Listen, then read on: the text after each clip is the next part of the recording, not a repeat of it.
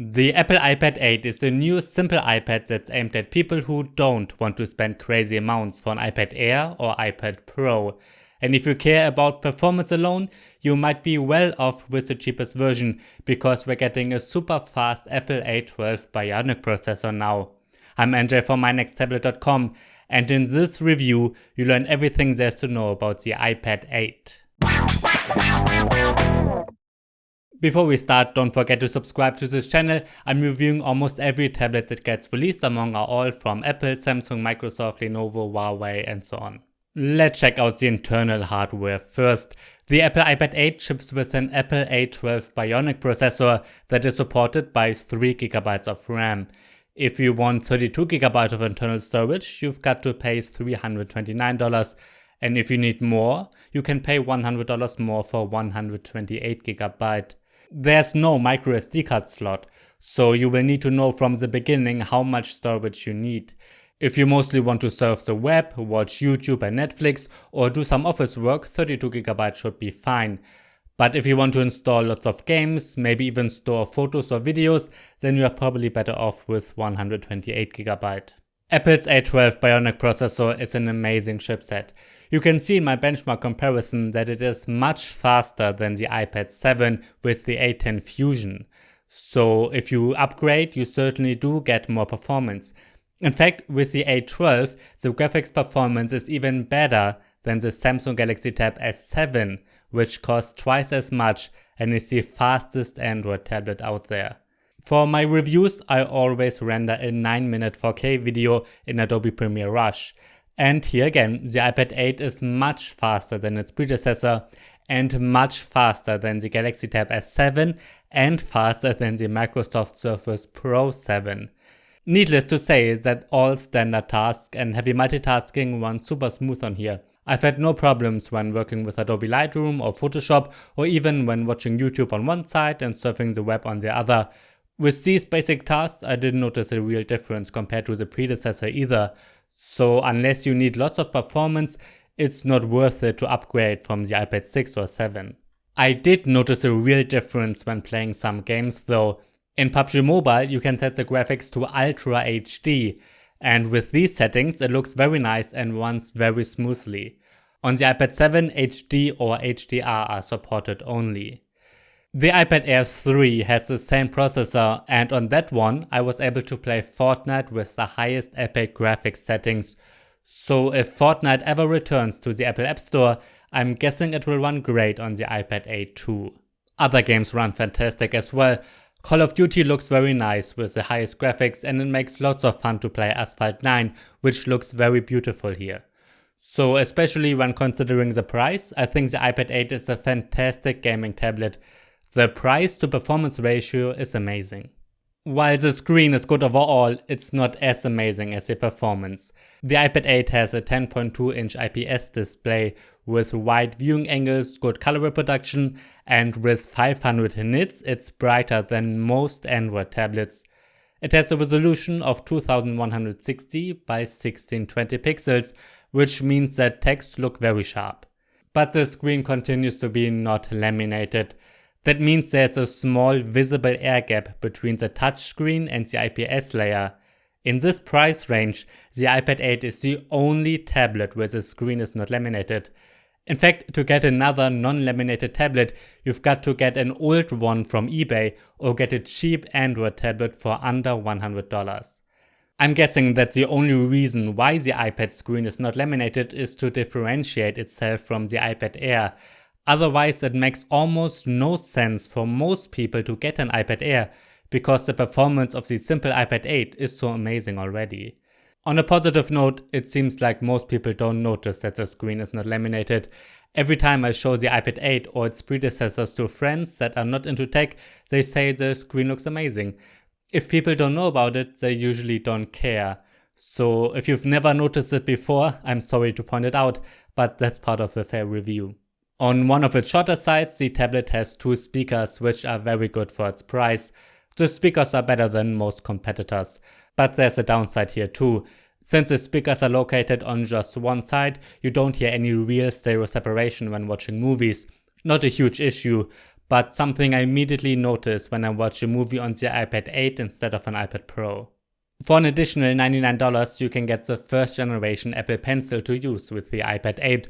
It's the same pen that's compatible with the iPad 6 and 7, as well as the iPad mini and the first couple of iPad Pro models.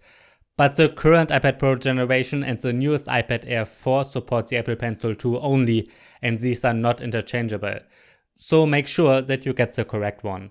Now, the Apple Pencil works fantastic, just as it did with the predecessors. It's a pressure-sensitive pen that can also recognize if you tilt it. The stylus reacts fast and is very well supported in iPadOS and lots of third-party apps like Adobe Photoshop, for instance. With iPadOS 14, Apple introduced a couple of new features for the pen. The most interesting one is called Scribble. It allows you to use handwritten text in any text field, in the browser for example. That works surprisingly well, and I've used it a lot. It's very useful. Handwriting recognition is built into Apple's Notes app now too. That works great as well. And while it does not have as many features as Samsung offers for their tablets, you can take screenshots fast using gestures and also start a new note from the lock screen.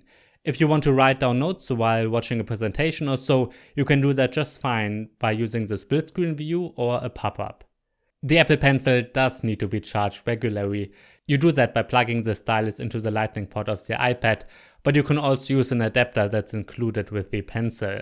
So the stylus works great. The only downside is the non-laminated screen again. Because of this air gap, it can look like you're not directly touching the screen. So if you want to draw super precisely, you might need to get an iPad Air or iPad Pro. The basic design of the iPad 8 almost did not change at all since the first couple of generations. It's a bit bigger since Apple decided to use a 10.2-inch screen instead of a 9.7-inch one starting with the iPad 7, but that's it. And that means that we still get the big black screen bezels, especially at the top and bottom. As usual, we're getting a full metal body, which is 7.5mm thick. It weighs 490 grams, and Apple is selling it in silver, space gray and gold.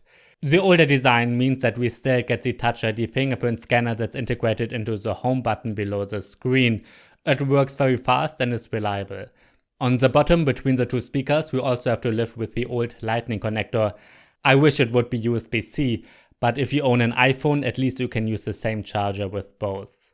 On the sides are a power button, volume controls, and unlike the iPad Pro, it has a standard headphone jack. Apple included a smart connector for an optional keyboard cover as well. The 1.2 megapixel front-facing camera is a bit disappointing because the resolution is too low for Full HD videos. I also don't like that it's located on the side when holding it in landscape orientation. The 8 megapixel main camera takes decent photos and videos. Nothing has changed here compared to last year. If you want to work with the iPad 8, you should be able to connect almost every keyboard. Even touchpads are supported now. The iPad 8 supports the same Apple Smart Keyboard Folio that was developed for the old 10.5-inch iPad Pro, the iPad Air 3 and iPad 7. The keyboards for the current iPad Pro generation are not supported. While I prefer the design of the new versions, this keyboard works fine and I can recommend it if you're looking for a good compromise of comfort and portability. The keyboard is connected magnetically and acts as a stand for the tablet. Folded up, it protects the screen, but the back and sides are free. The keys don't offer much travel, but after a couple of hours you can get used to it. I wrote quite a bit with this keyboard since it's the same one I used with the iPad 7. I like it. But again, you can use almost every standard keyboard, and that's why I would recommend it if you mostly work at home. The keys don't offer much travel, but after a couple of hours you can get used to it. I wrote quite a bit with this keyboard since it's the same one I used with the iPad 7. I like it. But again, you can use almost every standard keyboard, and that's what I would recommend if you mostly work at home. A proper desktop class keyboard is more comfortable in the long run. The Apple iPad 8 is the first iPad to directly ship with iPadOS 14 out of the box, but the predecessors got updated already, so it's not that special. That Apple updates their tablets for a long time is special though. I'm guessing that the iPad 8 will get lots of updates for 3, maybe up to 5 years, since the A12 is so powerful, but as usual I can't promise anything. In the past I always thought that iOS is a bit restrictive, but that has changed in the last couple of years. Now, in 2020, I think that iPadOS is an amazing operating system for tablets. That's because Apple has fixed every problem I had with the software in the past. Multitasking works great now thanks to a good split screen view, and you can even open a third app on top. Lots of accessories including external storage are supported now. Yes, there's even a proper Files app where you can have download folders, copy and paste files and so on. I also love that Safari behaves like a desktop browser now, better than Chrome does on Android. And I mentioned the new features for the Apple Pencil already. A major highlight of iPads continues to be the huge amount of apps that are optimized for tablets. You can get lots of apps that don't exist like this for Android.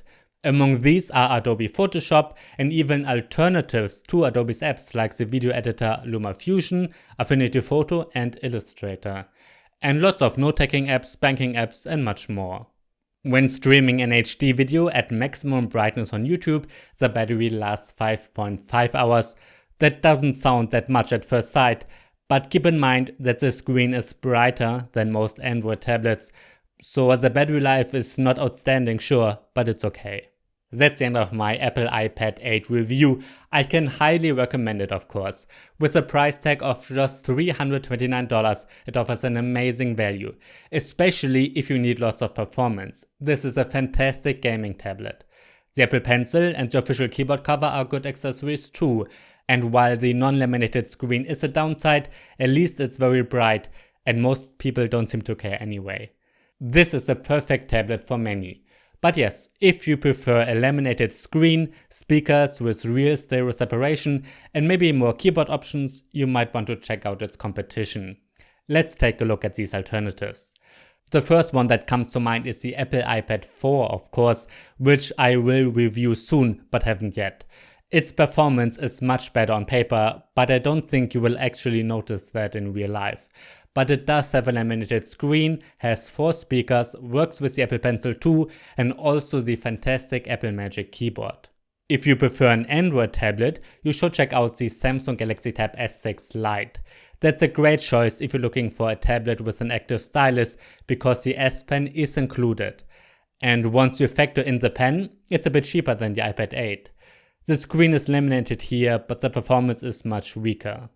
Alright, that's the end of my review of the Apple iPad 8. If you have any questions, write them down below. I'm Andrej from mynexttablet.com. Thanks for watching and see you next time.